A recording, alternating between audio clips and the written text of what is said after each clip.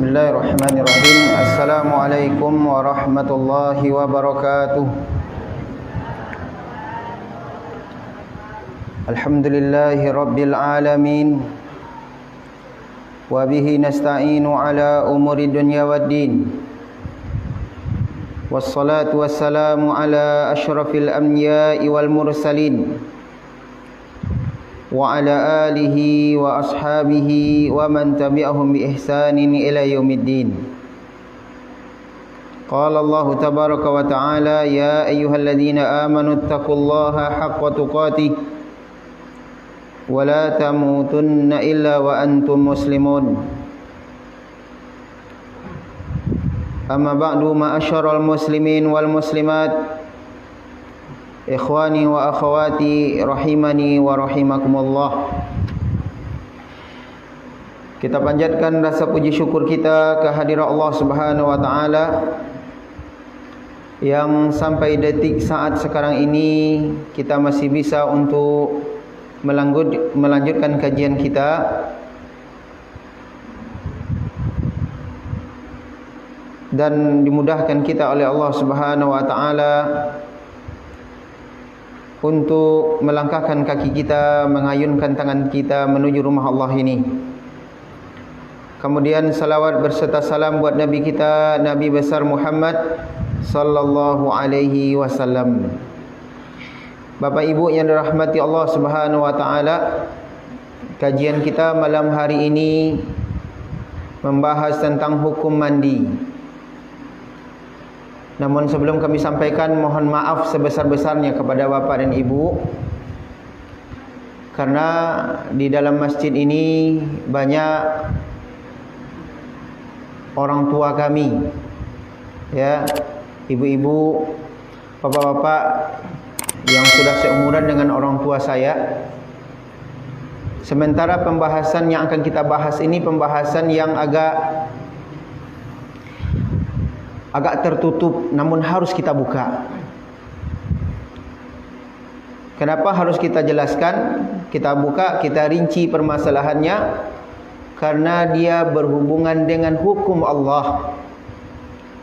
Dia berhubungan dengan hukum Allah yang kalau sekiranya tidak kita fahami dengan baik, dengan detail, dikhawatirkan kita telah melanggar hukum Allah tanpa sadar.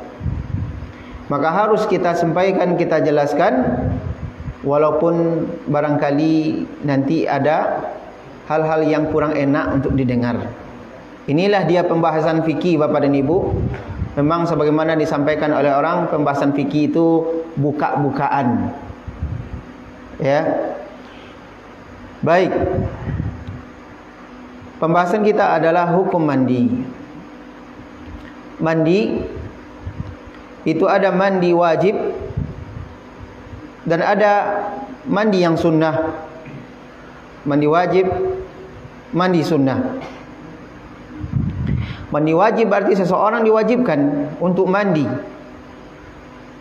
ya. Adapun mandi sunnah dianjurkan bagi dia untuk mandi, kalaupun tidak maka tidak masalah. Sebelum kita bahas secara detail tentang mandi ini, mandi wajib, mandi sunnah dan seterusnya, kita fahami terlebih dahulu apa yang dimaksud dengan mandi itu. Para ulama kita menjelaskan al-ghuslu ta'rifuhu al-muradu bil ghusli fi'lul iktisal.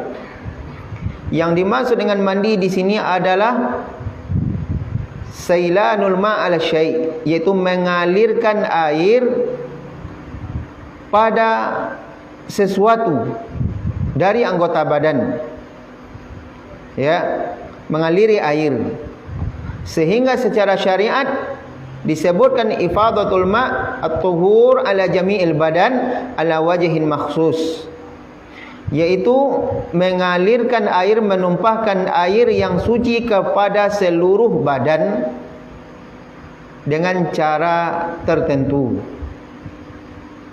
Berarti Bapak Ibu rahmati Allah Subhanahu wa taala, tuntutan wajib seseorang dikatakan telah mandi adalah tak kala dia telah mengaliri air ke seluruh tubuhnya. Kalau ada misalnya orang yang dalam kondisi junub, kemudian di depan rumahnya ada sungai, kemudian dia langsung terjun ke dalam sungai itu, kemudian dia keluar, terjun langsung keluar, ya, apakah dia sudah dinamakan mandi? Apakah dia sudah dinamakan mandi?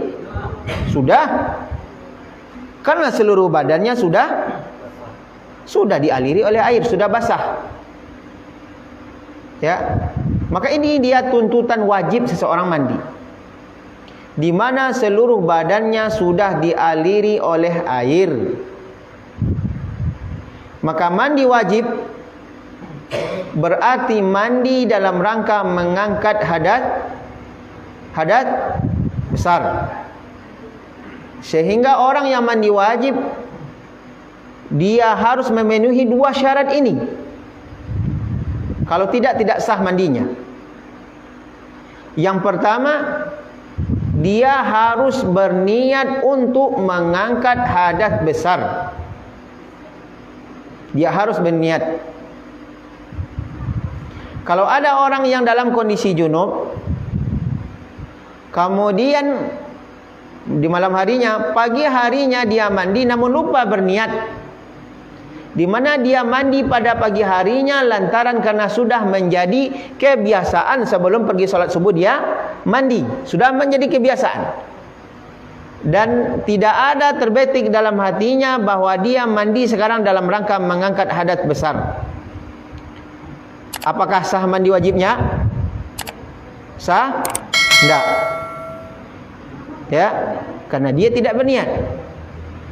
Ini dia syarat pertama bagi orang yang mandi wajib itu, dia harus berniat untuk mengangkat hadas besar. Kemudian sekali lagi, masalah niat, setelah kita telah memahami tadi syarat yang pertama, bagi orang yang hendak mandi wajib dia harus berniat untuk mengangkat hadas besar. Pahami terlebih dahulu makna niat. Baik, kalau kami bertanya kepada ibu-ibu, kalau mandi untuk bersuci dari hadas besar, mandi wajib, apa niatnya?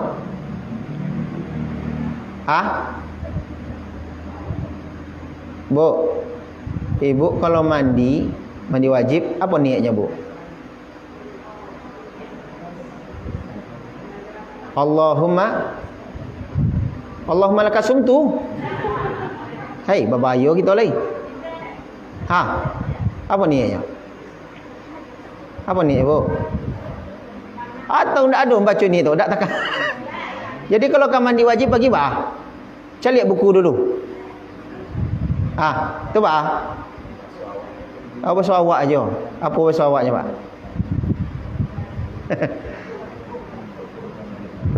Apa bahasa awaknya? Sengaja aku mandi wajib, gitu ya. Kemudian dalam rangka mengangkat hadas besar. Kemudian lillahi ta'ala. Tanggal hari nak sabit? Tanggal sekian, hari sekian, jam sekian. Baik, iya. Orang memahami sampai saat sekarang ini, orang masih banyak memahami tak kala kita harus berniat untuk mandi wajib, dia mengucapkan nawaitul ghusla li raf'il hadatsil akbari lillahi ta'ala. Itu bagi yang tahu bahasa Arab ya. Yang tidak tahu pakai bahasa Indonesia tadi. Sengaja aku mandi mengangkat hadas besar karena Allah Ta'ala. Baik, muncul pertanyaan. Kalau sekiranya memang niat mandi itu harus diucapkan dengan lisan kita, dengan mengucapkan nawaitu, sengaja aku dan seterusnya, ya, maka pernah tidak kita menemukan satu saja hadis Nabi SAW pernah meniatkan dengan melafazkan nawaitul ghusla tadi ketika hendak mandi wajib? Padahal Nabi Orang yang sering mandi wajib. Alangkah banyak hadis-hadis menceritakan Nabi SAW mandi wajib. Nanti kita sebutkan hadisnya. Dan sekian banyak para sahabat yang mereka mandi wajib. Namun kenapa tidak ada riwayat yang menceritakan bahawa Nabi ketika hendak mandi wajib dia berniat dengan menyatakan nawaitul ghusla li raf'il hadatsil akbari lillahi ta'ala. Padahal hadis yang bercerita tentang tata cara mandi wajibnya Nabi banyak sampai kepada kita. Tapi untuk urusan niat belum ditemukan satu pun. Kata para ulama, ini menjelaskan bahwasanya niat itu tidak dengan diucapkan. Tidak dengan diucapkan. Akan tetapi niat itu di hati. Dia amalan hati Bapak dan Ibu, bukan amalan lisan. Ibadah itu terbagi menjadi 3. Ada ibadah jawarih, anggota badan. Kalau solat kita misalnya mengangkat tangan, ruku, sujud, itu ibadah anggota badan. Ada ibadah itu ibadah lisan, ucapan. Seperti ucapan kita Allahu Akbar, kemudian kabira walhamdulillahi katsira dan seterusnya. Itu ibadah lisan. Ada ibadah itu ibadah hati. Seperti rasa khusyuk itu ibadah hati. Khasyah rasa takut kepada Allah, mahabbah rasa cinta kepada Allah, itu ibadah hati. Raja rasa harap kepada Allah, ibadah hati.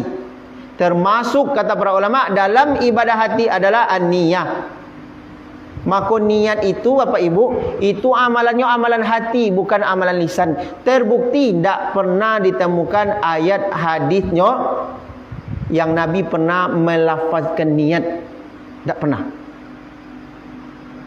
Oh, baik. Bagi orang yang bahasa karih, kalau niat itu harus diucapkan. Ya, kalau tidak diucapkan berarti tidak dianggap berniat.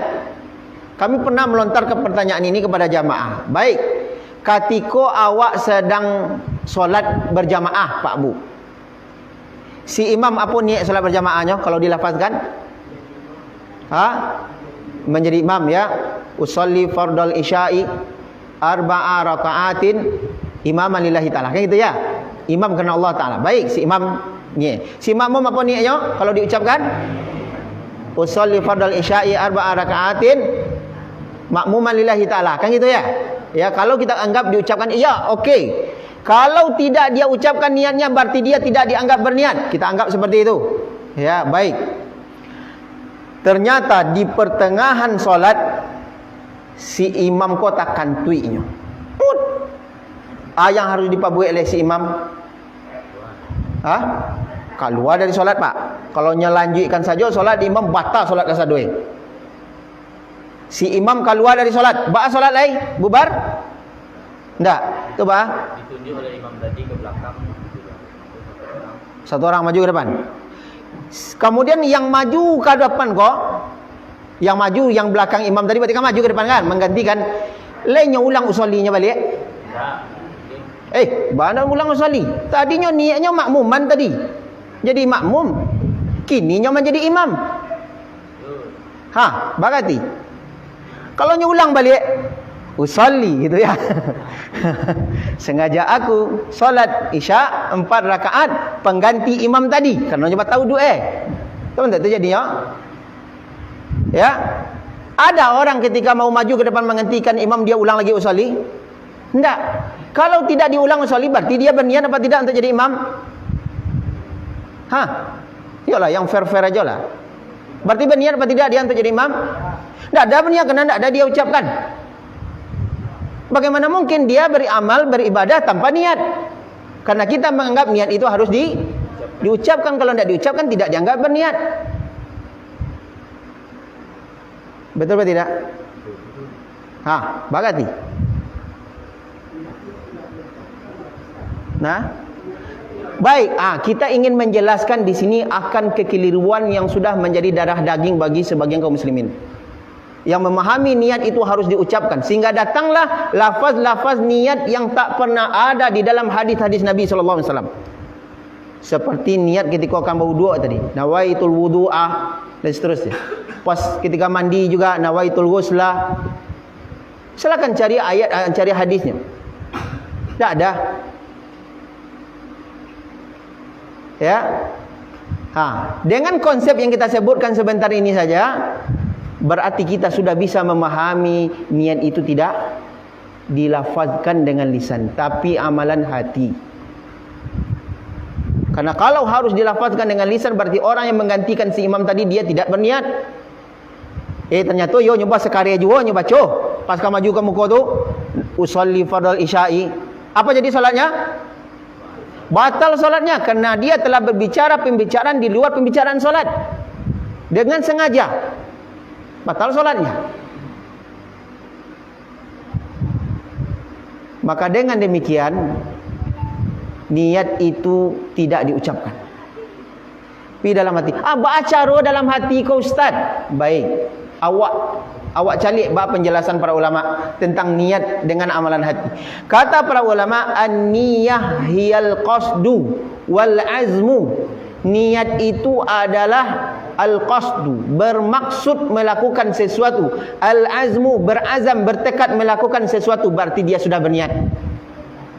Seseorang sudah berniat bermaksud untuk minum ini, berarti dia sudah dianggap berniat. Seseorang tak kala bertekad untuk memberi satu gelas air, berarti dia sudah berniat. Jadi niat itu seseorang yang sudah bertekad bermaksud untuk melakukan sesuatu, berarti dia sudah dianggap berniat. Jadi orang tadi Pak Bu, katikonyo melangkahkan kaki kamu ko, inyolah bertekad, inyolah bermaksud untuk maju kamu ko menjadi si imam, berarti inyolah dianggap berniat walaupun tak mengucapkan dengan lisan. Ya.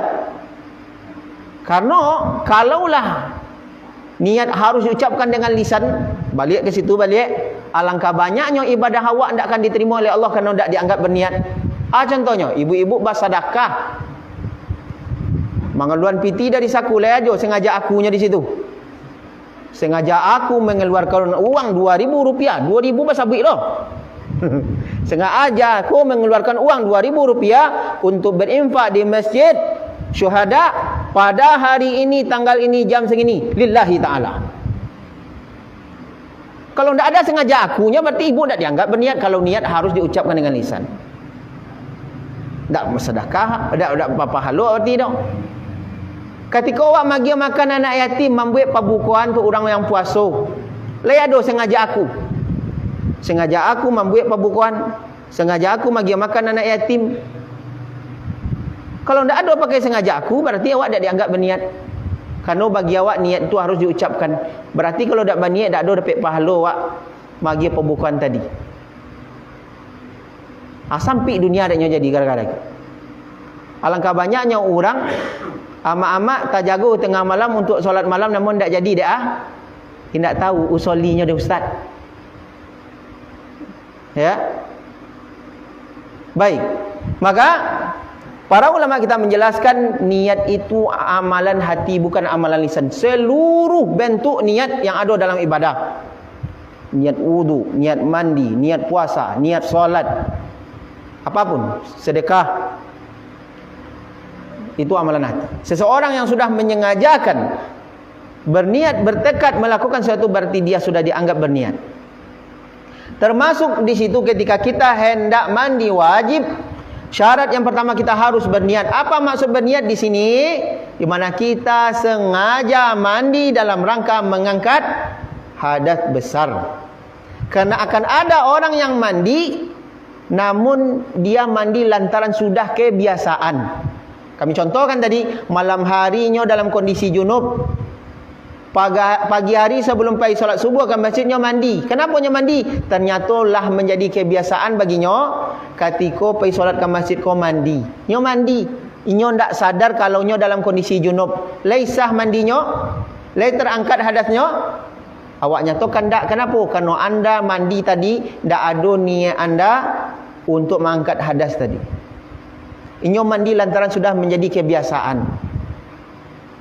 Tapi kalau nyo mandi, dalam hatinya lah terbeti ambo mandi untuk mengangkat hadas besar kerana ambo dalam kondisi junub, berartilah terpenuhi syarat.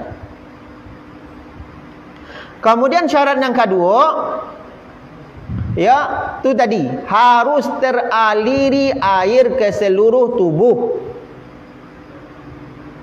Harus teraliri air. Kalau masih ada dari anggota tubuh awak yang tak dialiri oleh air, tidak sah mandi awak. Karena itunya syarat wajib mandinya. Mengaliri air pada seluruh tubuh. Ya. Bapak Ibu dirahmati Allah Subhanahu wa taala. Maka kalau ada orang dalam kondisi junub, di belakang rumahnya batang air, langsungnya buka pintu rumahnya lewat belakang rumah, mencampung ke dalam, niatnya untuk mandi. Pas masuk ke dalam, tak ada gusuk-gusuk pakai sabun, keluar langsungnya. Nyo ganti pakaian wuduk, pergi solatnya lai sah mandinya. Lai sah mandinya. Lai terpenuhi dua syarat tadi. Niatnya untuk cemplung, kemudianlah dialiri oleh air seluruh tubuhnya. Alah, terangkat hadas. Ya, itu tak berahsia dosa cerita berahsia tak berahsia beko. Dan awak bahas kini lai sah pun tak mandi, lai terangkat hadasnya pun tak. Ya, maka syarat wajibnya berapa tadi? Dua. Yang pertama, niat. Yang kedua, mengalirkan air ke seluruh tubuh. Bapak Ibu rahmati Allah Subhanahu wa taala. Ada pengecualian bagi kaum wanita. Bagi kaum wanita yang memiliki rambut panjang dan rambutnya sedang bajalin, ya, sedang dikabik, diikat, di dalam Islam dibolehkan ketika mandi wajib untuk tidak dilepas. Tak perlu dilapir. Tapi ketika dituangkan air di kepala kau, tetap diperintahkannya untuk mensela-sela jari jemarinya ke rambutnya tadi. Berarti harus juga dialiri sampai air ke kulit kepalanya tadi. Tak perlu dilapir dah, tapi harus disela-sela juga. Ya. Oh, kok bantu itu kami lapir je lah Ustaz, silahkan. Ya, kenapa? Disebutkan dalam hadis riwayat Muslim, Ummu Salamah radhiyallahu taala anha, dia berkata kepada Nabi sallallahu alaihi wasallam, "Ya Rasulullah, wahai Rasulullah, inni imra'atun asyaddu dhafri ra'si, afa anquduhu yaghsil li ghuslil janabah." Wahai Rasulullah, saya adalah wanita yang rambut panjang berjalin. Ya, rambutnya itu diikat, dijalin gitu. Apa anquduhu li ghuslil janabah? Apakah saya harus melepaskannya tak kala mandi janabah? Qala, maka Nabi menjawab, la, tidak usah. Innama yakfiki an tahthi ala ra'siki thalatha hasayatin thumma tafidina alaikil ma fatadhurin. Kata Nabi, akan tetapi cukup bagi anda untuk memercikkan air. Dia ambil air dua telapak tangan gua, digitukan ke kepala 3 kali sambil disela-sela kepalanya tadi. Lah sampai 3 kali bentuk itu, kemudian disiram 3 kali seluruh tubuh termasuk kepala tadi. Kemudian kata Nabi, fatadhurin, maka kamu sudah dianggap sudah suci. Berarti tidak perlu dilepas. Wak ndak sanang Ustaz mandi kalau ndak dilapir rambut, silahkan. Ya. Adapun untuk laki-laki ndak, dia harus aliri air ke seluruh tubuhnya. Ya. Kalau ada yang mengecek Ustaz, kalau dibiarkan rambut tak kabik tak itu, berarti tentu rambut wak ada yang ndak basah, ikonnya keringanannya untuk ibu-ibu kok. Untuk bersih. Ya, walaupun ada kepala rambutnya yang ndak dialiri oleh air, ndak basah kok, tetap sah. Ya. Bapak Ibu dirahmati Allah Subhanahu wa taala. Setelah kita memahami syarat wajib mandi, di mana kita harus berniat mengangkat hadas besar, Kemudian mengaliri air ke seluruh anggota tubuh, ini syarat wajib. Ada di situ sunnah-sunnah mandi, di mana kalau kita memperhatikan sunnah-sunnah mandi wajib, maka kita akan mendapatkan pahala yang lebih.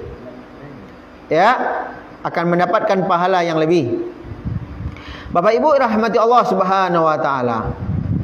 Dari mana kita mengetahui tentang sunnah-sunnah mandi ini? Maka dari praktek mandi wajibnya Nabi sallallahu alaihi wasallam. Dari praktek mandi wajibnya Nabi sallallahu alaihi wasallam. Ada dua hadis yang menceritakan bagaimana kisah mandi wajibnya Nabi sallallahu alaihi wasallam. Hadis Aisyah radhiyallahu taala anha. Hadis Aisyah radhiyallahu taala anha yang dikeluarkan Imam Bukhari dan Imam Muslim. Kemudian hadis Maimunah yang juga dikeluarkan Imam Bukhari dan Imam Muslim.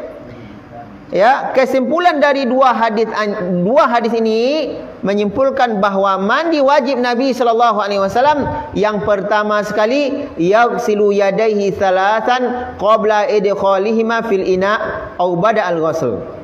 Nabi sallallahu alaihi wasallam ketika hendak mandi wajib tu inyo basuh kedua tangannya dulu sebelum dimasukkan ke dalam air. Ko cara pertama. Ya, jangan langsung wak celupkan air tangan wak ke dalam air tadi. Basuh tangan dulu, ambil air, kemudian tuangkan ke tangan dibasuh. Ini yang pertama. Kemudian yang kedua, yaghsil farjahu wa ma asabahu minal adha bishimalihi. Setelah nyo basuh kedua tangannya tadi, kemudian nyo basuh kemaluannya dengan tangan kirinya. Berarti nyo basuh dengan tangan kiri, disiram dengan tangan kanan. Jangan tangan kanan. Karena kata para ulama kita, menyentuh kemaluan dengan tangan kanan makruh, dibenci. Jadi pakai tangan kiri tu memberasiannya. Berasian pakai tangan kiri, disiram dengan menggunakan tangan kanan.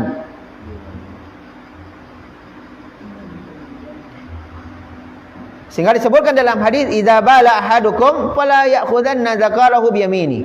Apabila salah seorang di antara kalian buang air kecil, jangan dia menyentuh kemaluannya dengan tangan kanannya. Wala yastanji biyaminihi. Jangan pula dia beristinja dengan tangan kanannya. Bapak Ibu rahmati Allah Subhanahu wa taala. Ini cara yang urutan yang kedua. Kemudian yang ketiga,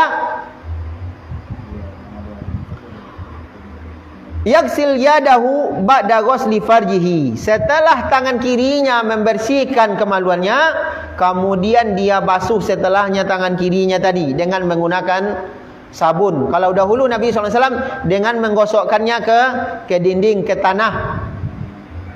Ya. Kalau kita bisa dengan sabun. Kemudian yang keempat, yatawadda wudu'an kamilan ka wudu'il shalah. Kemudian nyoba wudu' sebagaimana nyoba wudu' untuk solat. Berarti ketika awak mandi wajib itu disunahkan wudu'nya terakhir atau sebelum mandi? Sebelum mandi itu Pak Bu. Tadi pertama basuh tangan. Salah saya basuh tangan, basuh kemaluan dengan dipegang dengan tangan kiri, tidak boleh tangan kanan. Dimakruhkan. Selesai wak basuh, kemudian wak basuh tangan kanan wak balik. Tangan kiri tadi yang digunakan untuk menyentuh najis tadi.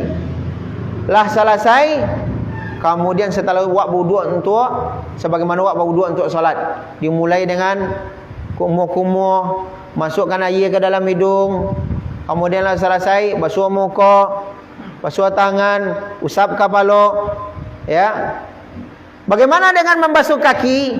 Ini ada dua riwayatnya. Karena berbeda antara riwayat Maimunah dengan riwayat Aisyah. Di dalam riwayat Aisyah, Nabi SAW dia berwudu dengan basuh kaki langsung. Setelah selesai basuh kaki langsung barunya mandi. Riwayat Maimunah tidak. Nabi hanya berwudu sampai usap kepala saja. Bilanya membasuh kaki, lah selesai mandi, baru terakhirnya basuh kaki, baru keluar dari tempat kamar mandi. Kata para ulama yang bana kedua-duanya batu kerana hadis riwayat Bukhari Muslim. Silakan dilakukan yang ini boleh, yang itu boleh. Berarti wak berwuduk sampai basuh kaki dulu baru mandi, atau wak takhirkan basuh kakinya. Selesai usap kepala mandi wak dulu. Kalau selesai baru wak basuh kaki, boleh. Dan cara yang kedua tadi mentakhirkan basuh kaki ini lebih dianjurkan kalau awak mandi di kamar mandi yang ada tanah-tanahnya. Karena dengan mentakhirkan basuh kaki nanti pas awak keluar di situ dalam kondisi kaki awak lah bersih. Ya. Lah selesai berwuduk, yang dilakukan setelah tu lain. Baru setelah tu Nabi SAW melakukan mandi. Apa itu? Yafidul ma' ala ra'si salasan hatta yablugha usul syam. Nabi lah selesai wak berwuduk tadi bu, wak ambil air tu kemudian wak tuangkan dengan telapak tangan wak tadi tu di kepala awak 3 kali, sebelah kanan dulu. Ketika wak tuangkan di kepala awak tadi di sela-sela. Dengan jari jemari. Diambil sekali lagi dituangkan sebelah kiri di sela-sela jari jemari. Diambil sekali lagi dituangkan di tengah di sela-sela jari jemari. Sehingga awaklah merasa air tadilah sampai ke kulit kepala, baru setelah itu Nabi menuangkan air ke seluruh tubuhnya. Badan itu rahasianya Pak Bu. Badan itu rahasianya harus dituangkan lambik-lambik dulu atau 2 telapak tangan kau dulu sela-sela lo. Karena kalau ibu mandi junubnya indak dengan serupa tu langsung disiram air, barangkali 3 ampek apa namanya tu? Ampek dayung tu nan air kau lunjur sampai ke kulit kepala leh. Ya, lah siram sekali. Siram 2 kali, siram 3 kali, lah ampek kali siramnya kepala. Masih ada itu rasa dewa kulit kepala wak alun kanai dia air leh. Boros air dia. Ya. Maka caranya apa? Caranya ambil air dituangkan sebelah kanan sela-sela. Ambil air tuangkan sebelah kiri sela-sela, kemudian tangan. Sampailah merasa lah kanai air ke kulit kepala tadi dengan sela-sela tadi baru siram ke seluruh. Itu barangkali 1 kali siraman saja kepala wak lah merasa kanai dak air sedonya tu. Tinggal perhatikan tubuh yang lain lagi. Ya. Bapak Ibu rahmati Allah Subhanahu wa taala. Ini dia sunnah mandi. Sunnah dalam mandi wajib. Bapak Ibu rahmati Allah Subhanahu wa taala.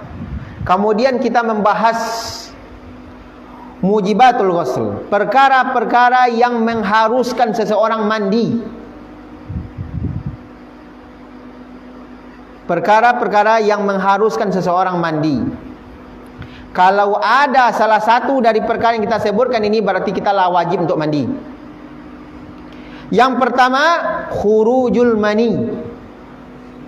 Keluarnya mani. Keluarnya mani ini berlaku untuk laki-laki maupun perempuan. Baik dia dalam kondisi sadar bangun atau keluarnya mani dalam kondisi tidur. Namun para ulama kita menjelaskan bahawa keluarnya mani yang mengharuskan seseorang, yang mewajibkan seseorang untuk mandi adalah keluarnya mani yang disertai dengan syahwat. Ya. Karena sifat keluarnya mani disifati oleh Allah dengan dorongan syahwat, di mana dia memancar. Allah menyatakan di dalam Al-Quran, khuliqa mim ma'in dafiq. Manusia diciptakan dari air yang memancar. Ya.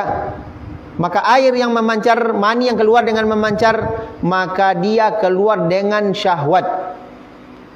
Berarti kalau ada air mani keluar tanpa ada dorongan syahwat, para ulama menyatakan tidak wajib mandi bagi dia karena tidak dianggap mani. Seperti seseorang lantaran kena kedinginan atau karena kelelahan, atau karena jatuh, kemudian badannya kena ini, kena itu misalnya sampai menyebabkan keluarnya mani, maka ini tidak mani yang mengharuskan dia mandi. Ya. Sehingga Nabi SAW menyatakan dalam hadis, "Idza afdaratil ma faqad wajabal ghusl." Apabila air itu keluar dengan mencret, maka sungguh telah wajib mandi. Ya. Itu dengan syahwat. Kemudian para ulama menjelaskan, mani yang keluar ketika orang sedang tidur, maka tidak disyaratkan dengan syahwat.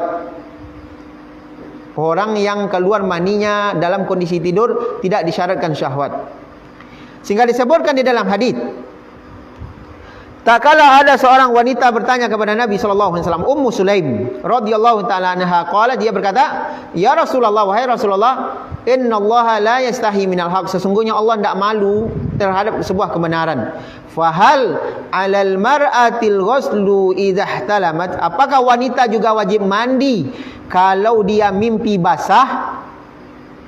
Apa jawaban Nabi SAW? Na'am, idza ra'atil ma'. Iya, kalau dia melihat ada air.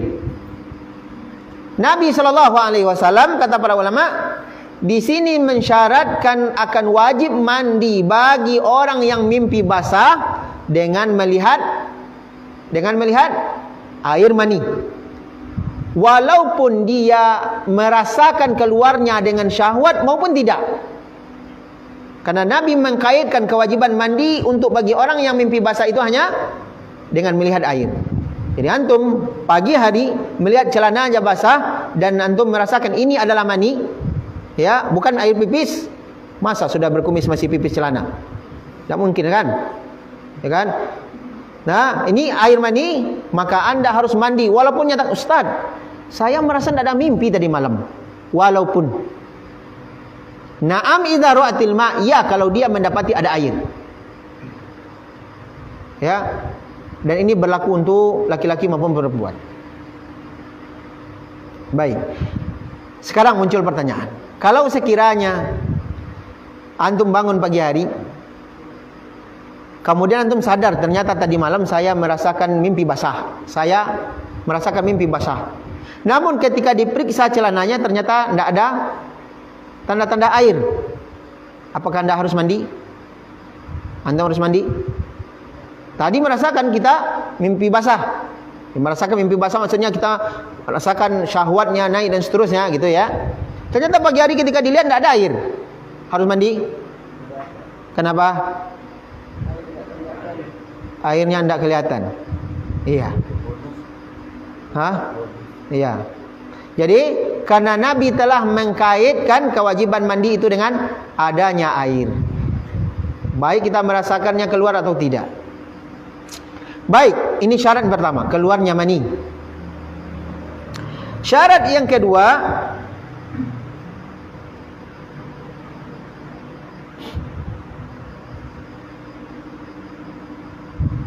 setelah mandi dari itu, bisa dipakai untuk berwuduk tadi, bisa dipakai untuk sholat mandi wajib tadi. Iya, bisa. Selama tidak batal wuduknya. Kalau dia tidak menyentuh ada dua bagian setelah tidak menyentuh. Iya. Maka menurut sebagian pendapat para ulama, ketika dia selesai mandi, ternyata dia sempat menyentuh kemaluan dia, maka batal wuduknya, berarti dia harus mengulangi. Baik, kita lanjutkan dulu, nanti sesi tanya jawabnya kita undur di belakang. Syarat kedua penyebab yang kedua yang mengharuskan mandi adalah iltiqaul khitanain. Bertemunya dua benda yang dikhitan, walau min ghairi inzalin, walaupun tidak sampai keluar mani. Bertemunya dua benda yang dikhitan, yaitu kemaluan laki-laki dengan kemaluan perempuan. Ini menjelaskan wanita disunahkan untuk dikhitan, laki-laki wajib untuk berkhitan. Sehingga Nabi menyebutkan ketika bertemu dua benda yang dikhitan, wajib untuk mandi, walaupun tidak sampai keluar mani.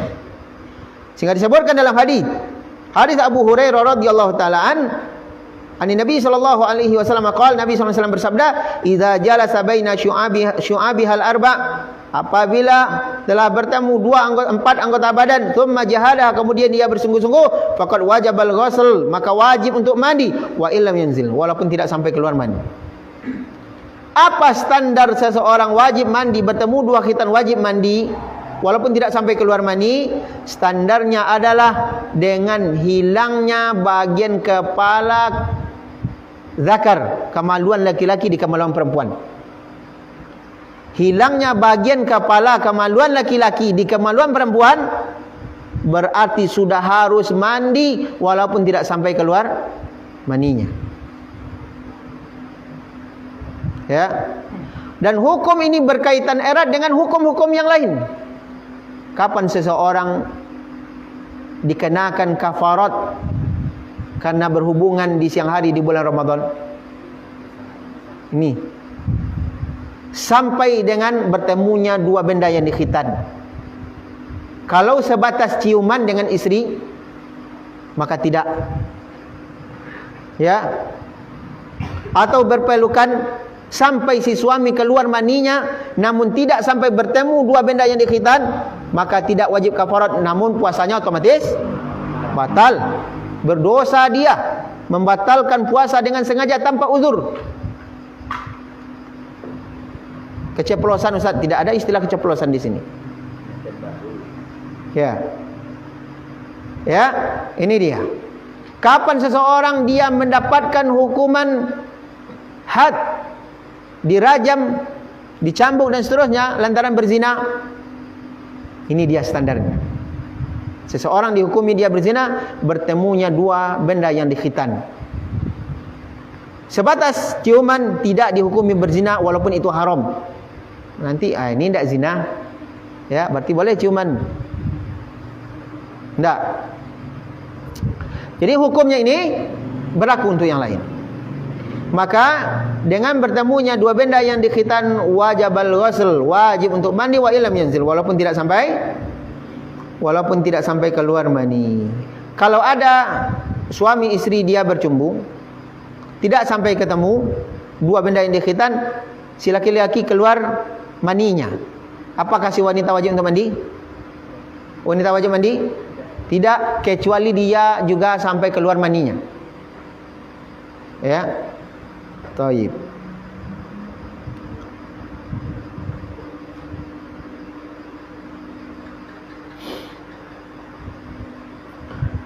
Para ulama memberikan faedah.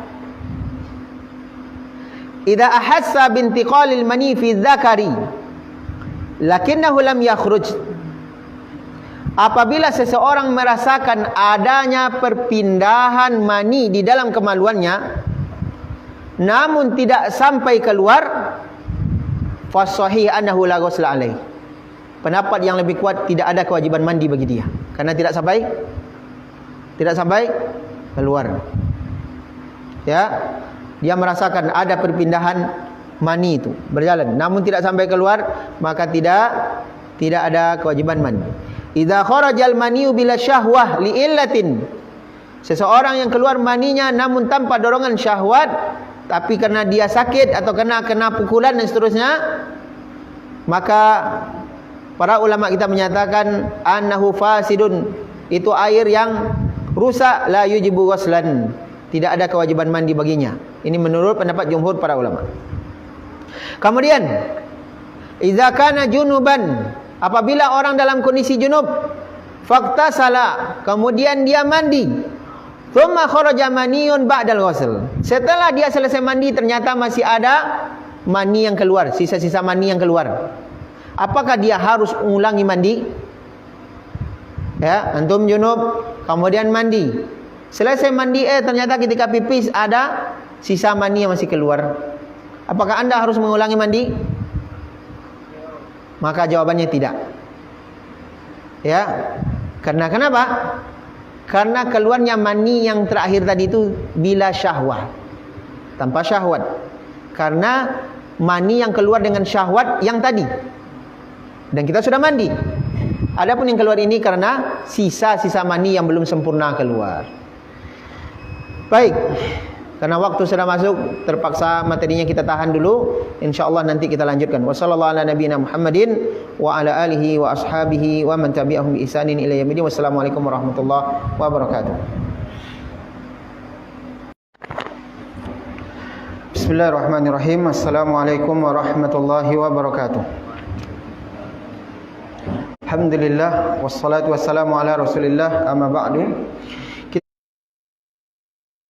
Kita akan lanjutkan kajian kita di mana sudah kita sebutkan tadi dua hal yang mewajibkan untuk mandi. Apa yang pertama? Khurujul mani, keluarnya mani. Baik dia terjaga, bangun atau tidur. Untuk orang yang bangun maka disyaratkan keluarnya mani ini dengan syahwat. Namun bagi orang yang tidur tidak disyaratkan. Ketika dia menemukan ada air, faqad wajibal ghusl, maka wajib bagi dia untuk mandi. Syarat pertama, penyebab pertama. Penyebab yang kedua, bertemunya dua benda yang dikhitan. Wa illam yanzil, walaupun tidak sampai keluar mani. Baik, apa batasannya tadi? Hilangnya bagian kepala kemaluan laki-laki di kemaluan perempuan. Baik, kita lanjutkan. Tadi beberapa hal yang disebutkan oleh para ulama kita. Di antaranya, tak kala seseorang merasakan adanya perpindahan mani di kemaluannya namun tidak sampai keluar, maka tidak ada kewajiban mandi bagi dia. Ya, tidak ada kewajiban mandi.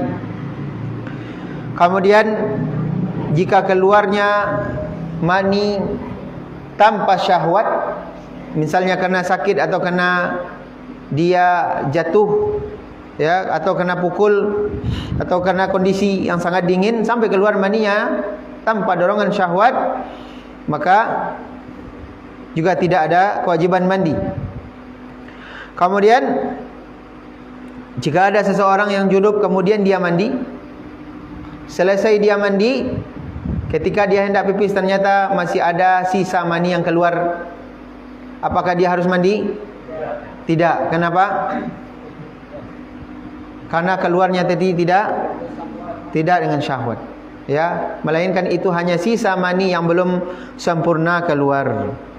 Begitu juga kata para ulama, idza sya'aratil mar'atu bi khuruji mani rajuli min farjiha ba'dal ghusl au atna'ihi fala yajibu 'alaiha al-ghusl.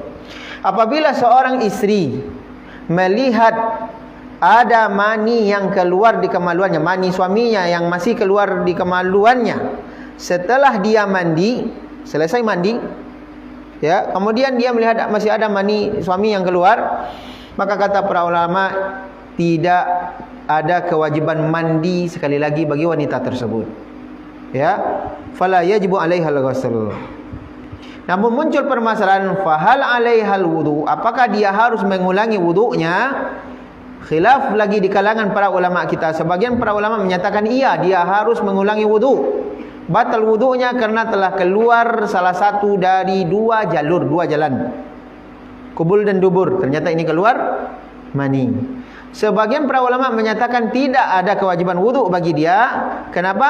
Karena yang membatalkan wudu itu adalah tak kala yang keluar itu bagian dari dirinya.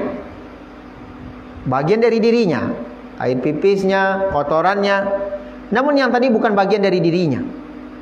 Ya, di mana itu adalah mani dari suaminya. Wallahu taala a'lam, jauh lebih selamat kalau dia mengulangi wudu. Ya, keumuman kaidah pembatal wudu, bahkan kemarin pembahasannya pembatal wudu yang pertama keluarnya salah satu dari dua jalur. Ya, wallahu taala a'lam. Kemudian para ulama kita menjelaskan penyebab mandi, wajib mandi berikutnya adalah inqita'u damil haid wan nifas. Selesainya masa haid dan masa nifas, terhentinya darah haid dan darah nifas. Ya. Dan ini sudah maklum bagi kaum wanita. di mana Nabi SAW berkata kepada Fatimah bintu Abi Hubeish, apa kata Nabi SAW? Iza aqbalatil haidah fada'iyas salah. Apabila datang masa haidmu, maka tinggalkan solat. Wa idza adbarat, namun tak kala telah bersih, faqtasili wa sholli, maka mandilah dan solatlah. Nabi SAW memerintahkan Fatimah bintu Abi Hubeish, tak kala telah selesai dari masa haidnya, terhenti darahnya, untuk mandi kemudian solat. Ini menjelaskan di antara penyebab wajib mandi adalah terhentinya darah haid dan darah nifas. Nanti pembahasan darah haid, darah nifas nanti akan lebih panjang dalam pembahasan darah berikutnya. Kemudian Bapak Ibu rahmati Allah Subhanahu wa taala, penyebab wajib mandi berikutnya kata para ulama adalah Islamul kafir. Orang kafir yang masuk Islam. Orang kafir yang masuk Islam, baik dia asalnya dia kafir kemudian masuk Islam, atau dia orang yang murtad dari Islam kemudian mau masuk lagi kepada Islam. Ya. Kenapa? Karena ditemukannya hadis-hadis yang menjelaskan bahwa dahulu Nabi SAW memerintahkan beberapa sahabat tak kala hendak masuk Islam untuk mandi. Seperti hadis Qais ibnu Asim radhiyallahu taala an yang dikeluarkan oleh Imam Abu Dawud, Imam Tirmizi dan yang lainnya, disahihkan oleh para ulama, annahu aslama, dia masuk Islam, fa amarahu Nabi sallallahu alaihi wasallam an yaktasib bima'in wa sidrin. Nabi sallallahu alaihi wasallam memerintahkan dia untuk mandi terlebih dahulu dengan air dan menggunakan daun bidara. Ya, maka tak kala Nabi sallallahu alaihi wasallam memerintahkan sahabat Qais bin Asim ini untuk mandi, kita faham dengan kaidah fikih yang menyatakan al aslu fil amri yufidul wujub. Hukum asal sebuah perintah mengandung makna wajib. Maka Nabi memerintahkan sahabat ini ketika hendak masuk Islam, berarti perintah Nabi mengandung makna kewajiban. Kemudian juga dalam hadis yang lain, di mana Thumamah tak kala hendak masuk Islam, Thumamah bin Asal, tak kala dia hendak masuk Islam, maka Nabi SAW berkata kepada para sahabat, izhabu bihi ila haiti bani fulan, hendaklah kalian bawa dia Thumamah ini ke tempat pemandiannya kaum fulan ini. Untuk apa? Famuruhu an yaktasil, dan perintahkan dia untuk mandi di situ. Ya, ternyata sahabat Thumamah tak kala hendak masuk Islam, Nabi SAW memerintahkan para sahabat untuk menyuruhnya mandi. Ya. Kemudian juga riwayat yang lain yang dikeluarkan oleh Imam At-Tabrani, tak kala Islamnya Usaid bin Hudair, seorang sahabat Nabi, Usaid bin Hudair, tak kala dia hendak masuk Islam,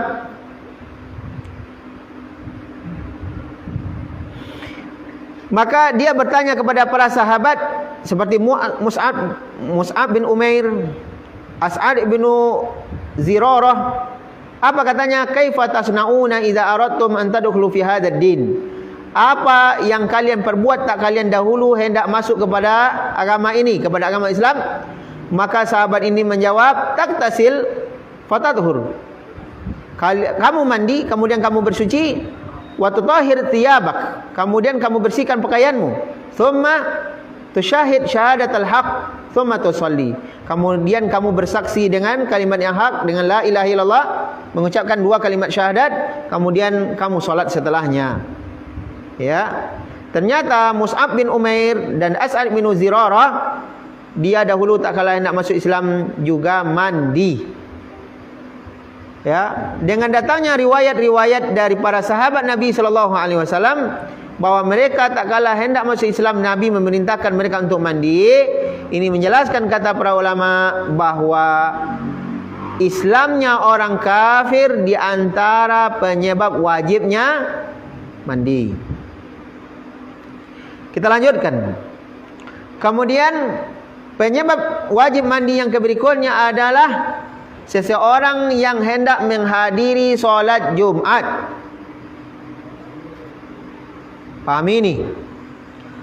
Seseorang yang hendak menghadiri solat Jumat, ya, kata para ulama kita, setelah para ulama kita berselisih pendapat apa hukum mandi ketika hendak menghadiri solat Jumat, sebagian para ulama memandang wajib, sebagian para ulama memandang sunnah muakkadah.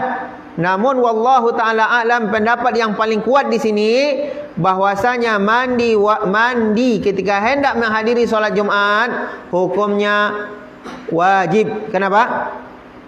Karena Nabi SAW menyatakan di dalam hadis yang sahih, kata Nabi SAW, ghuslu yaumil jumu'ah wajibun ala kulli muhtalim. Ya, hadis riwayat Bukhari dan Muslim. Nabi SAW menyatakan ghuslu yaumil jumu'ah, mandi pada hari Jumat, wajibun ala kulli muhtalim, wajib atas setiap orang yang sudah baligh. Ya, ungkapan wajib, kata para ulama, ungkapan wajib ini adalah ungkapan yang tidak akan bisa lagi ditafsirkan kepada makna yang lain. Nabi SAW dia orang Arab yang sangat mengerti dengan bahasa Arab, dan Nabi sangat faham akan apa yang dia ucapkan, kandungan dari kalimat yang dia ucapkan. Dan Nabi SAW menggunakan kata-kata wajib. Apakah mungkin kata-kata wajib bisa kita tafsirkan dengan makna yang lain? Tidak mungkin. Ya, maka tak kala Nabi menyebutkan ghuslu yaumil jumu'ah, mandi pada hari Jumat, wajibun, wajib ala kulli muhtalim, setiap orang yang sudah baligh, ini menjelaskan tidak ada pilihan. Sehingga kata para ulama, kalau ada orang yang menghadiri solat Jumat tanpa mandi, maka dia berdosa. Namun muncul permasalahan, bagaimana dengan Jumatnya? Maka Jumatnya sah. Ya, Jumatnya sah. Namun dia berdosa karena meninggalkan sebuah kewajiban. Baik, ikhwani wa akhwati rahimani wa rahimakumullah. Kemudian hadis-hadis yang lain yang menjelaskan juga makna, seperti Nabi SAW menyatakan di dalam hadis riwayat Bukhari dan Muslim juga, man jaa minkum ilal jumu'ah falyaktasil. Siapa di antara kalian hendak mendatangi solat Jumat, falyaktasil, maka hendak dia mandi. Ada lamul amar di sini, perintah. Falyaktasil, maka mandilah. Kemudian Nabi SAW mengatakan dalam hadis yang lain, hakun ala kulli muslimin an yaktasila kulla sab'ati ayyamin yauman yaktasilu ra'sahu wa jasadahu. Kewajiban atas seorang muslim untuk mandi setiap 7 hari itu 1 hari, yaitu hari apa? Hari Jumat tadi. Allah menyatakan kewajiban terhadap setiap muslim. Baik, ikhwani wa akhwati rahimani wa rahimakumullah. Kemudian muncul permasalahan, bagaimana dengan hukum mandi bagi orang yang selesai mengurusi jenazah, memandikan jenazah?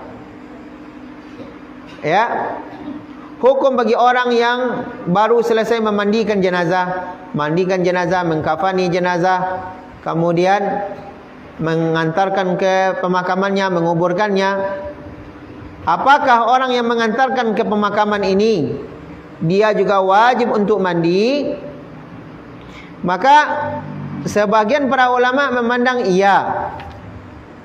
Ya, sebagian para ulama memandang iya.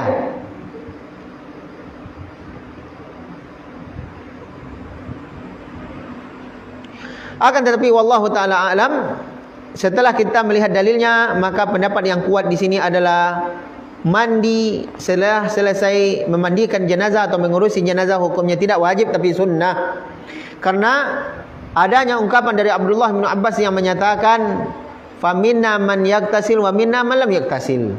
Setelah kami memandikan jenazah, di antara kami ada yang mandi, setelahnya ada yang tidak. Maka ungkapan Abdullah bin Abbas di antara kami berarti tidak Abdullah bin Abbas sendiri. Sekian dari para sahabat ada yang mandi dan ada juga yang tidak mandi. Kalaulah sekiranya itu wajib, maka tidak akan mungkin para sahabat tidak mandi. Tentu dengan adanya para sahabat yang tidak ikut mandi karena mereka memahami bahwa mandi setelah memandikan jenazah tidak wajib. Ya, wallahu taala a'lam. Baik, ikhwani wa akhwati rahimani wa rahimakumullah. Kemudian permasalahan yang berikutnya adalah perkara-perkara yang diharamkan bagi orang yang dalam kondisi junub. Perkara yang diharamkan bagi orang yang lagi junub, lagi berhadas besar. Apa yang diharamkan baginya? Otomatis yang pertama yang diharamkan bagi orang yang junub adalah ibadah salat. Ya, salat. Karena Nabi SAW menyatakan la yaqbalullahu salatan bighairi tuhur. Allah tidak menerima salat tanpa bersuci. Di dalam riwayat yang lain Nabi SAW menyatakan la yaqbalullahu salata ahadikum idza ahdatsa hatta yatawadda. Allah tidak menerima salat salah seorang di antara kalian tak kala dia berhadas sampai dia berwudu. Dan Allah Subhanahu wa taala menyatakan di dalam Al-Qur'an, wa in kuntum junuban fatahharu. Apabila kalian dalam kondisi junub maka bersucilah. Ya. Baik. Para ulama kita menjelaskan kalau sekiranya salat, ibadah salat tidak akan sah, tidak akan diterima kecuali dengan bersuci dari hadas kecil, maka tentu tuntutannya untuk bersuci dari hadas besar lebih utama. Ya. Baik. Sekarang muncul permasalahan. Apa yang dimaksud dengan salat? Ini masih bisa konsentrasi kan? Masih? Baik. Apa yang dimaksud dengan salat? Kita memahami perkara yang pertama yang tidak dibolehkan, yang diharamkan bagi orang yang junub adalah salat. Bahkan kalau ada orang yang dalam kondisi junub, dia tidak bersuci dan dia menegakkan salat dengan sengaja, maka kata para ulama dia telah kufur. Ya, kenapa? Karena dia telah memperolok-olok agama Allah. Sementara Allah Subhanahu wa taala menyatakan kul abillahi wa ayatihi wa rasulihi kuntum tastahzi'un. Surah Taubah ayat 65, katakan wahai Muhammad kepada mereka, apakah kalian dengan Allah, dengan ayat-ayat Allah dan dengan Rasulnya kalian berolok-olok? La ta'tadiru, jangan kalian cari-cari alasan lagi. Qad kafartum ba'da imanikum, sungguh kalian telah kufur setelah kalian beriman. Ya, maka kalau ada orang yang sholat dengan sengaja dalam kondisi tidak bersuci, dalam kondisi dia junub berhadas besar maupun berhadas kecil, maka sungguh dia sudah memperolok-olok agama Allah Subhanahu wa taala, maka diancam dia dengan kekufuran. Ya. Baik. Kalau memang sekiranya perkara yang tidak dibolehkan bagi orang yang junub itu adalah salat, maka apa yang dimaksud dengan salat? Siapa yang bisa menyampaikan? Apa yang dimaksud dengan salat? Sebuah rangkaian amalan yang dimulai dengan takbir, diakhiri dengan salam, dengan cara khusus. Sebuah rangkaian amalan, sebuah ibadah yang dimulai dengan takbir, diakhiri dengan salam, dengan tata cara tertentu khusus. Ya, baik. Ini adalah definisi salat yang langsung disebutkan oleh Nabi sallallahu alaihi wasallam. Nabi sallallahu alaihi wasallam menyatakan di dalam hadis keluarkan Imam Tirmizi, miftahus salati tuhur wa tahrimuhat takbir wa tahliluhat taslim. Kata Nabi, pembuka salat itu dengan bersuci dan pengharamannya dengan takbir dan penghalalannya dengan salam. Apa maksud pengharamannya dengan takbir?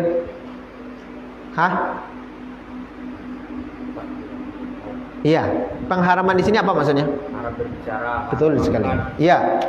Seseorang sudah dimulai diharamkan untuk melakukan amalan-amalan di luar amalan salat, tak kala dimulai dengan takbir, tak kala dia sudah mulai takbiratul ihram.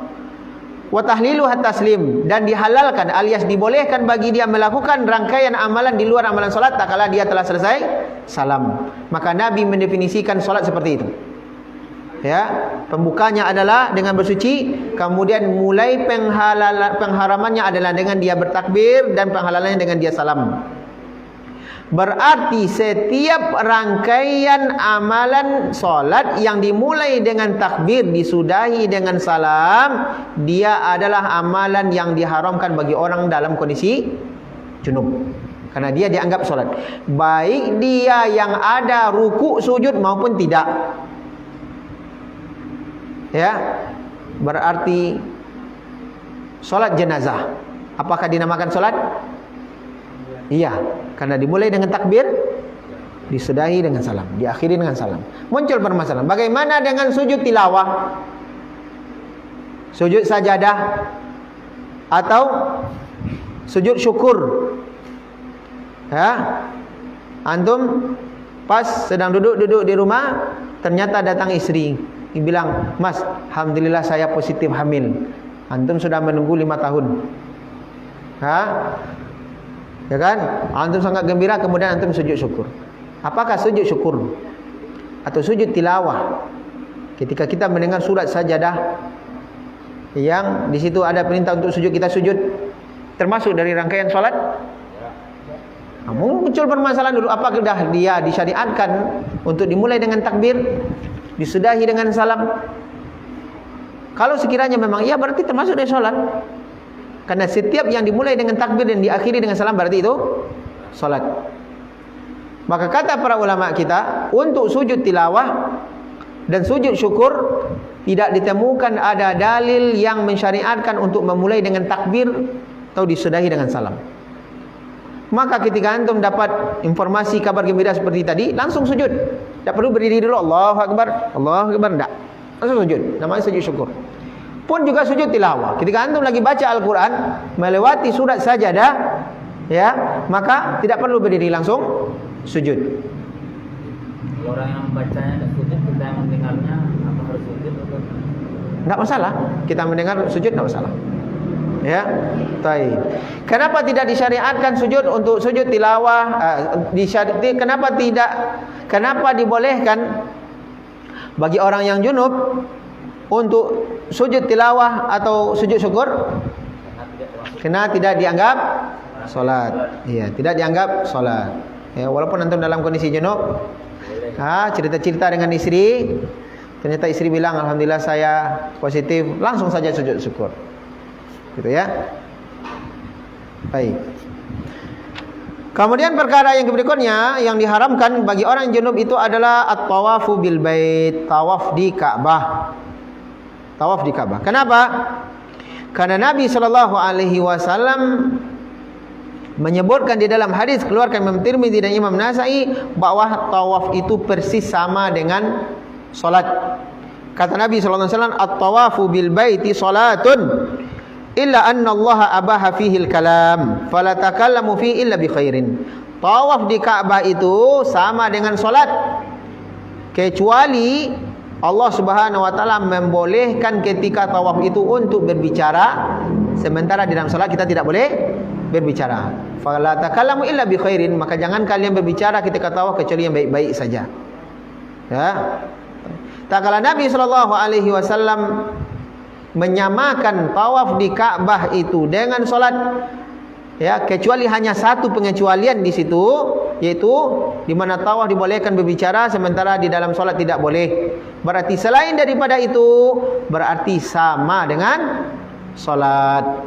Tak kala salat disyaratkan harus berwudu, harus suci dari hadas kecil, hadas besar, berarti begitu juga dengan tawaf. Akan tetapi yang jemaah yang dirahmati Allah Subhanahu wa taala menyandarkan ungkapan ini kepada hadis Nabi sallallahu alaihi wasallam ini tidak begitu tepat, karena para ulama kita menjelaskan hadis ini bukanlah ungkapan Nabi sallallahu alaihi wasallam, akan tetapi ungkapannya Abdullah bin Abbas, bukan hadis Nabi sallallahu alaihi wasallam. Ya, kemudian makna hadis ini tidaklah berlaku secara mutlak. Tidak berlaku secara mutlak. Kenapa? Karena ternyata perbedaan antara tawaf dengan salat itu tidak hanya sebatas dibolehkan berbicara ketika tawaf. Banyak yang lain perbedaannya. Seperti kalau solat kita dimulai dengan takbir disedahi dengan salam, apakah tawaf seperti itu? Tidak ternyata. Ketika kita solat kita diwajibkan membaca surat Al-Fatihah, apakah tawaf seperti itu? Tidak. Sekian banyak perbedaan-perbedaan antara tawaf dengan solat. Ya, sehingga ungkapan ini tidaklah berlaku secara mutlak. Baik, kalau begitu bagaimana dengan bersuci dari hadas? Apakah juga disyaratkan bagi orang yang tawaf sebagaimana disyaratkan untuk solat? Maka kata para ulama kita, iya. Kenapa? Karena adanya hadis Aisyah radhiyallahu taala anha. Hadis yang lain, bukan hadis ini.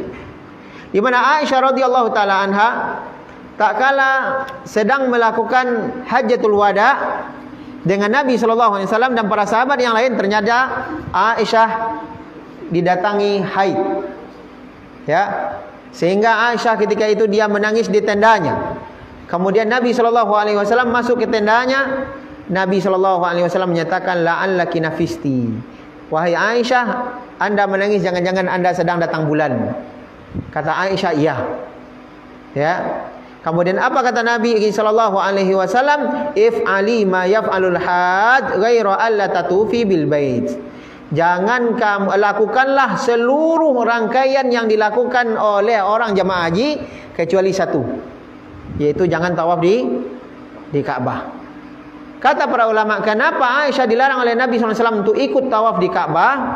Alasannya adalah karena Aisyah sedang haid, sedang berhadas besar. Ini menjelaskan bahwa orang dalam kondisi berhadas besar tidak dibolehkan untuk tawaf. Dan kondisi orang haid persis sama dengan orang junub, sama-sama dalam kondisi berhadas besar. Berarti di antara perkara yang tidak dibolehkan bagi orang yang dalam kondisi junub adalah tawaf di Ka'bah. Baik, ikhwani wa akhwati rahimani wa rahimakumullah. Kemudian bagaimana hukum menyentuh mushaf bagi orang junub? Bagaimana hukum berdiam diri di masjid bagi orang junub atau wanita haid? Ya. Bagaimana hukum membaca Al-Quran walaupun dari hafalannya bagi orang yang dalam kondisi junub atau bagi wanita yang sedang haid? Maka insyaallah pembahasannya kita lanjutkan pada pertemuan yang akan datang. Sudah tuh. Kena goreng. Baik, sisa waktu ini kita persilakan kalau sekiranya ada ikhwan dan akhwat, bapak dan ibu yang ingin bertanya atau yang kurang paham, silakan.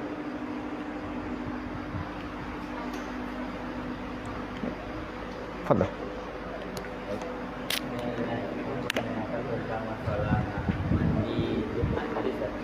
Jadi mandi Jumat, kalau kita tidak mandi Jumat maka tingkatannya sampai ke dosa. Tapi sholat kita tetap sah.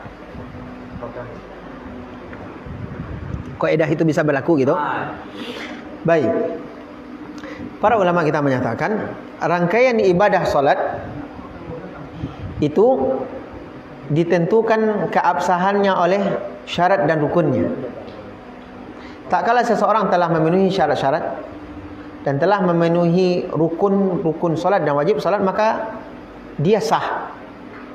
Ya. Adapun kewajiban mandi ini di luar dari rangkaian salatnya.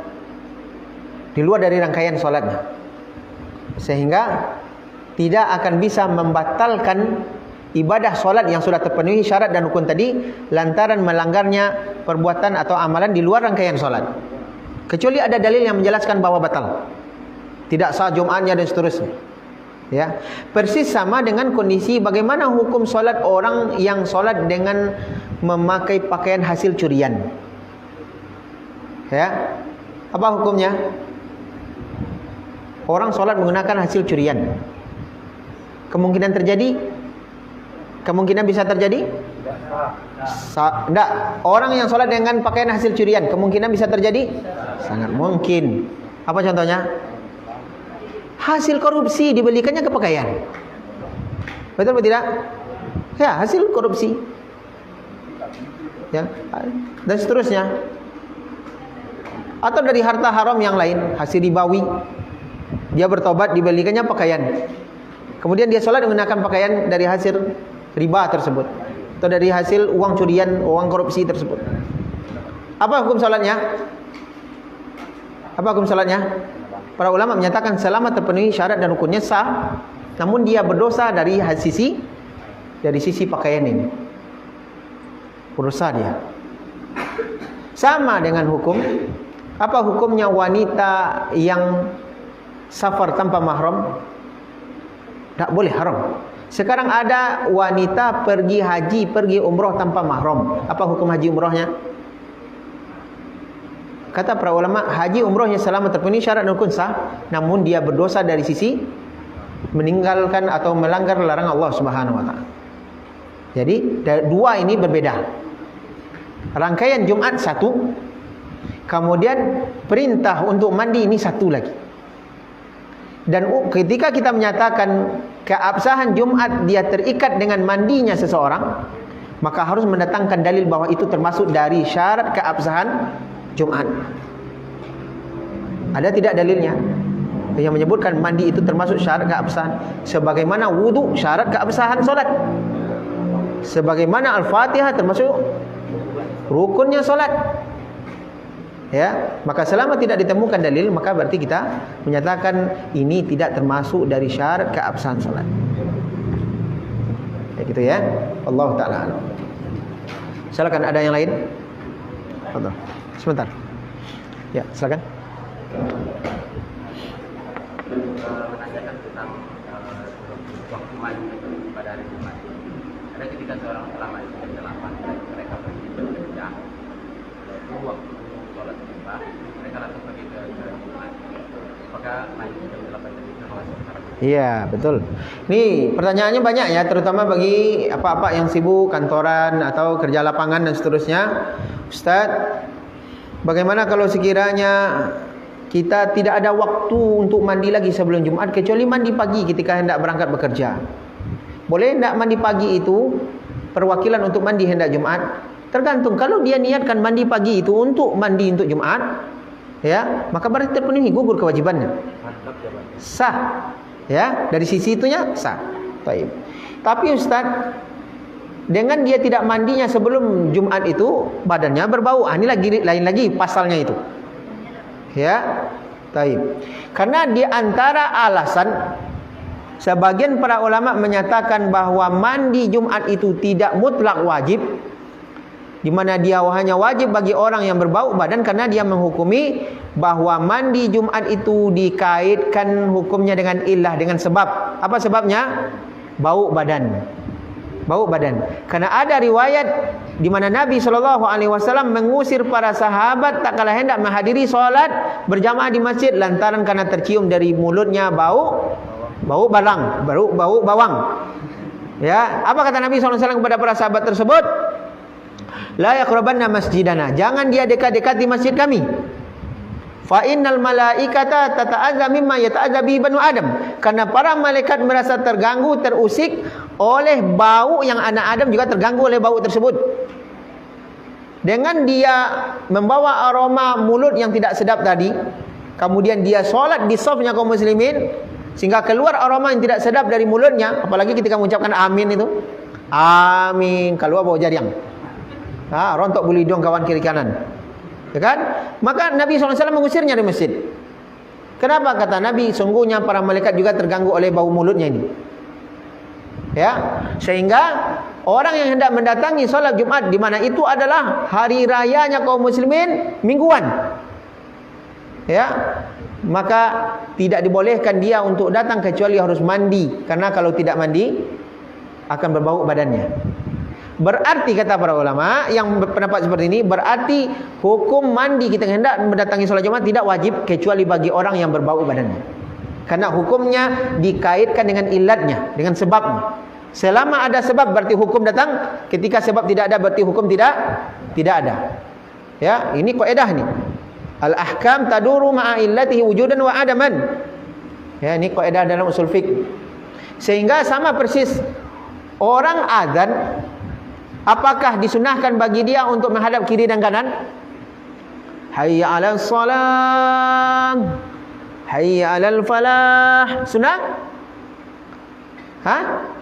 Lihat azannya seperti apa. Kalau azannya seperti Bilal bin Rabah dulu, ya, di mana Bilal azannya pakai mikrofon enggak? Enggak. Dia naik ke tempat yang tinggi, azan, kemudian menoleh ke kanan dan ke kiri. Iya. Apa tujuannya? Supaya suaranya tersampai ke kiri dan ke kanan. Ya. Berarti hukumnya ini, sunnahnya berpaling kiri dan kanan terikat dengan sebab. Namun ketika kita azan dengan menggunakan mikrofon, ya, maka sebab tadi tidak ada lagi, bahkan menyelisihi sebab tadi. Mikrofon di sini, dia hayya 'alas shalah, mikrofon sini. Ya, akan menyebabkan suaranya tidak full dan tidak akan terdengar dengan sempurna keluar. Betul atau tidak? Berarti azan dengan berpaling kiri dan kanan dengan menggunakan mikrofon tidak sunnah lagi. Karena hukum sunnahnya tadi terikat dengan sebabnya tadi. Persis sama di sini. Menurut pendapat ulama yang kedua ini. Ya, kewajiban mandi ketika Jumat dikaitkan dengan sebab, yaitu bau badan. Kalau berbau badannya wajib mandi, kalau tidak berarti tidak. Akan tetapi pendapat ini pendapat yang lemah. Kenapa? Karena Nabi SAW dengan tegas menyatakan ghuslu yaumil jumu'ah wajibun ala kulli muhtalim. Mandi pada hari Jumat wajib atas setiap orang sudah balik, sudah mimpi basah. Ya, kata-kata wajib adalah kata-kata yang tidak akan mungkin bisa lagi kita tafsirkan dengan makna yang lain. Itu sama dengan ayat yang menyatakan salah satu quru 3 kali suci. Kata-kata 3 bisa ditafsirkan dengan 4, 3,5 tidak bisa. Kata-kata 3 sudah qat'i, tidak bisa lagi ditafsirkan makna yang lain. Ya. Maka dia mandi di rumah, niatnya untuk Jumat, selesai, gugur kewajiban. Ternyata dengan dia bekerja siang hari mengeluarkan aroma tidak sedap lagi, ini pasalnya lain lagi. Berarti Anda masuk dalam perkara yang dicela oleh Nabi sallallahu alaihi wasallam. Gitu. Ya. Baik. Siapa tadi satu lagi? Fadhil. Kalau dalam puasa atau dalam keadaan junub atau makan Baik, pertanyaan kami. Jadi ini ada yang bertanya ya, ketika bulan Ramadan dia dalam kondisi junub, sementara waktu sahur tinggal sedikit lagi. Kalau dia mandi dulu, habis sahur tidak sahur dia. Ya kan? Tapi kalau saya sahur dulu, maka mandi junubnya nanti sudah selesai azan. Sudah masuk fajar. Sudah mulai menahan. Apakah yang mana yang harus, pertanyaan yang harus kita munculkan adalah yang membatalkan puasa itu mandi wajib atau berhubungan? Berhubungan, bukan mandi kan? Berhubungan kan? Ya, maka di dalam Al-Quran Allah dengan tegas menyatakan fal'ana bashiruhun. Adapun sekarang gaulilah istri-istri kalian tersebut, wa kulu washrabu, makan dan minumlah hatta yatabayyana lakumul khaytul abyadu minal khaytil aswadi minal fajr, sampai jelas bagi kalian antara benang putih dengan benang merah lantaran terbitnya fajar. Berarti kita dibolehkan makan dan minum, dibolehkan kita menggauli istri sampai kapan? Sampai terbit fajar. Kalau sampai terbit fajar dibolehkan menggauli istri, kapan mandinya lagi? Otomatis setelah terbit fajar lah. Betul atau tidak? Baik, maka dengan demikian silakan sahur dulu. Silakan sahur. Kapan mandinya Ustaz? Walaupun sudah terbit fajar mandi. Tapi jangan sholat subuh dulu baru mandi. Ya, baik. Sehingga Aisyah radhiyallahu taala anha dia menyatakan, dahulu saya dengan Nabi sallallahu alaihi wasallam dalam kondisi junub, maka Nabi sallallahu alaihi wasallam mandi setelah terbit fajar. Ya, baik. Ibu-ibu ada yang ingin bertanya? Atau bingung? Atau sangat faham? Ya, silakan Bu.